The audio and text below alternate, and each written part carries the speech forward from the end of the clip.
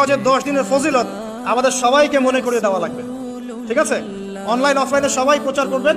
এই 10 দিন নেক আমলের জন্য একটা উৎসবের উপহার আল্লাহর পক্ষ থেকে। এই 10টা দিন যেন আমরা আল্লাহর পক্ষ থেকে এই উপহারকে কাজে লাগাই, বেশি বেশি নেক আমল করি, পরকালতে গুছিয়ে নেই। তারপর ইনশাআল্লাহ আল্লাহ পাক এরকম কিছু অকেশন সৃষ্টি করে দিয়েছে, এমন কিছু উৎসব আল্লাহ পাক সৃষ্টি করে দিয়েছেন যেখানে মানুষ আমল গুছিয়ে আবারও আল্লাহর পথে ফিরে আসতে পারে। আমার কথা কি বোঝা যাচ্ছে? ঠিক এরকমই একটা উৎসব হচ্ছে, একটা অকেশন হচ্ছে আমলের উৎসব, সেটা হলো এই জিলহজ মাসের প্রথম 10 দিন।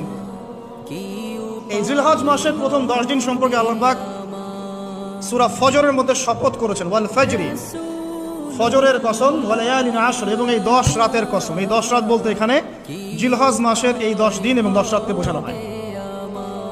এর ফজিলত সম্পর্কে নবী সাল্লাল্লাহু আলাইহি ওয়াসাল্লাম একটা হাদিসে বলছেন, সহিহ বুখারীর হাদিস, আনাস রাদিয়াল্লাহু আনহু ইবনে আব্বাস রাদিয়াল্লাহু আনহু